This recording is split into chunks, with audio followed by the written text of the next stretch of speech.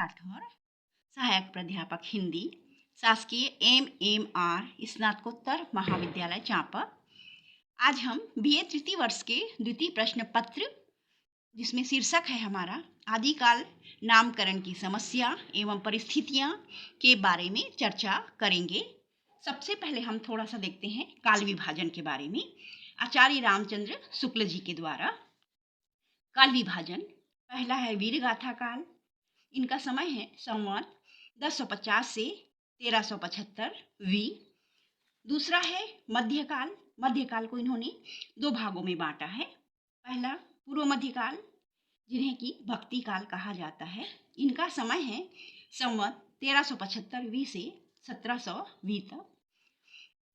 मध्यकाल का दूसरा भाग है उत्तर मध्यकाल, जिन्हें रीतिकाल कहा जाता है। इनका समय है संवत 1700 से 1900 वी तक। तीसरा है आधुनिक काल, जिन्हें गद्य काल कहा जाता है। इनका समय है संवत 1900 से अब तक। ये था आचार्य रामचंद्र शुक्ल जी के द्वारा काल विभाजन। अब हम देखते हैं स्वीकृत नवीन काल विभाजन। पहला है आदिकाल। इनका समय 7वीं सदी के मध्य से 14वीं शती के मध्य तक। दूसरा है भक्ति काल, 14वीं शती के मध्य से 17वीं शती के मध्य तक। तीसरा है रीति काल, 17वीं सदी के मध्य से 19वीं सदी के मध्य तक। चौथा है आधुनिक काल, 19वीं सदी के मध्य से अब तक। अब हम आधुनिक काल का काल विभाजन के बारे में देखते हैं। पहला है पुनर्जागरण काल, जिन्हें कहा जाता है भारतेंदु काल। इनका समय है 1857 से 1900 ईस्वी। दूसरा है जागरण सुधार काल, जिन्हें द्विवेदी काल कहा जाता है। इनका समय है 1900 से 1918 ईस्वी। तीसरा छायावादी काल। इनका समय है 1900 से 1938 ईस्वी। चौथा है छायावादोत्तर काल। इनका समय है 1938 से 1953 ईस्वी। फिर इसी के अंतर्गत है छायावादोत्तर काल के अंतर्गत प्रगति और प्रयोग काल। इनका समय है 1938 से 1953 ईस्वी।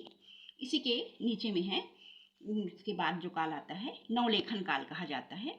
इनका समय है 1953 से अब तक। ये काल विभाजन डॉक्टर नगेंद्र द्वारा संपादित हिंदी साहित्य का इतिहास में दिया गया है, जो कि सभी मान्यताओं की परीक्षा और समाहार के द्वारा सामान्यतः स्वीकृत और मानक काल विभाजन माना जाता है। ये तो थे काल विभाजन। अब हम मेन टॉपिक पे आते हैं, आदिकाल नामकरण की समस्या एवं परिस्थितियों के बारे में। अब हम देखते हैं आदिकाल नामकरण की समस्या। आदिकाल को आदिकाल डॉक्टर हजारी प्रसाद द्विवेदी जी ने कहा, लेकिन विभिन्न विद्वानों द्वारा इनको विभिन्न प्रकार के नामकरण दिए गए हैं। जैसे डॉक्टर ग्रियर्सन ने इस काल को चारण काल कहा, पर वे किसी रचना या प्रवृत्ति का उल्लेख नहीं कर पाए। मिश्र बंधुओं ने इसे प्रारंभिक काल कहा, जो मात्र एक संज्ञा है। आचार्य रामचंद्र शुक्ल ने जनता की चित्तवृत्तियों के साथ कवि की मनोवृत्तियों के परिवर्तन को आधार बनाकर वीरगाथा काल नाम दिया, पर इस नाम को स्वीकार करने से 8वीं शताब्दी ईस्वी से आरंभ होने वाला वह साहित्य छूट जाता, जिसे भले ही शुक्ल जी ने सांप्रदायिक काव्य कहकर छोड़ दिया हो, किंतु जो हिंदी साहित्य का अनिवार्य अंग है। फिर ये रचनाएं केवल धार्मिक ही नहीं थी, तत्कालीन जनजीवन का सच्चा मित्र भी इनमें अंकित था। साथ ही जिन 12 ग्रंथों के आधार पर शुक्ल जी ने इस काल का नामकरण किया था, उनमें से कुछ परवर्ती काल की रचनाएं सिद्ध हुई, कई अनुपलब्ध हैं, केवल इनका नाम मिलता है। जैसे हम्मीर रासो, परमाल रासो, कुछ की प्रामाणिकता तो संदिग्ध है। इस प्रकार से ये आदिकाल के नामकरण के द्वारा विभिन्न विद्वानों ने विभिन्न नाम दिए हैं, किंतु आचार्य हजारी प्रसाद द्विवेदी द्वारा जो आदिकाल को आदिकाल नामकरण दिया गया, इसे ही उचित ठहराया गया। ये तो था आदिकाल के नामकरण की समस्या के बारे में। अब हम देखते हैं आदिकाल की जो परिस्थितियां हैं। सबसे पहले है राजनीतिक परिस्थिति। हर्षवर्धन की मृत्यु के पश्चात भारतीय संगठित सत्ता टूटने लगी थी। राजपूत राजाओं के आपसी युद्ध और वैमनस्य का फायदा मुस्लिम शासकों ने उठाया। इस युग में हिंदू सत्ता धीरे धीरे समाप्त होने एवं मुस्लिम सत्ता उदित होने लगी थी। इसी ने उस मनः स्थिति को जन्म दिया था जिसमें कोई भी एक प्रवृत्ति साहित्य में प्रधान न हो सकी।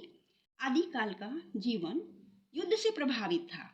इस युग में एक ओर जहाँ ऐसे लोग थे जो वीरता के साथ जीना चाहते थे, तो दूसरी ओर ऐसे भी लोग थे जो विनाश को देखकर सांस्कृतिक बातें करते थे। ऐसे भी लोग थे जो तलवार के गीत गाकर गौरव के साथ जीना चाहते थे। इस युग में स्त्री भोग, हठ योग से लेकर आध्यात्मिक पलायन और उपदेशों तक का साहित्य लिखा गया, तो दूसरी ओर ईश्वर की लोक कल्याणकारी सत्ता में विश्वास करने, लड़ते लड़ते जीने और संसार को सरस बताने की भावना भी साहित्य रचना के मूल में सन्निहित हुई। ये थी राजनीतिक परिस्थितियाँ। अब हम देखते हैं सामाजिक परिस्थिति। 8वीं शताब्दी से 15वीं ईस्वी तक का समय था वो हिंदू सत्ता का क्षय एवं इस्लाम सत्ता के धीरे धीरे उदय होने की कहानी कहता है। इस युग में जनता युद्धों एवं अत्याचारों से विशेषतः आक्रांत हुई थी। अतः इस काल का समस्त हिंदी साहित्य आक्रमण और युद्धों की प्रभावों की मनः स्थितियों का प्रतिफलन है। वर्तमान स्थिति से जनमानस पर गहरा असर और भ्रम छाया था। इसीलिए इस युग में खंडन, मंडन, हठ योग, वीरता एवं श्रृंगार का साहित्य लिखा गया। ये थी सामाजिक स्थिति। अब हम देखते हैं धार्मिक स्थिति। 7वीं शताब्दी के साथ आलमबार एवं नायंबार संतों द्वारा दक्षिण भारत से उत्तर भारत की ओर धार्मिक आंदोलन प्रारंभ हुआ। इस युग तक बौद्ध धर्म का प्रभाव क्षीण हो चला था। वैष्णव मत भी अधिक प्रतिष्ठित नहीं था। अतः जनता में या तो जैन मत सम्मान पा रहा था या शैव मत। 12वीं शताब्दी तक वैष्णव और शैव मत के बढ़ते प्रभाव के कारण जैन मत क्षीण पड़ने लगा। धीरे धीरे समस्त उत्तर भारत में शैव मत बौद्ध एवं स्मार्त प्रभावों को ग्रहण करता हुआ नए रूप में विकसित होने लगा। नाथपंथ का उदय इसी रूप में हुआ है।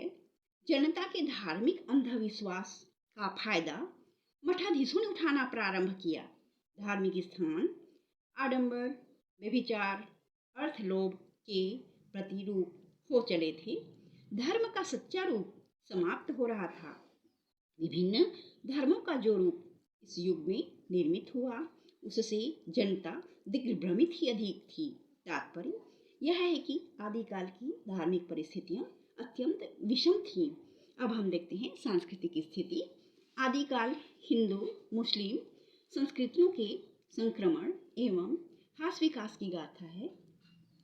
हर्षवर्धन के हिंदू धर्म एवं संस्कृतियों को राष्ट्रव्यापी आधार देने के कारण जनता में एकता, स्वाधीनता एवं देशभक्ति के भाव दृढ़ हुए।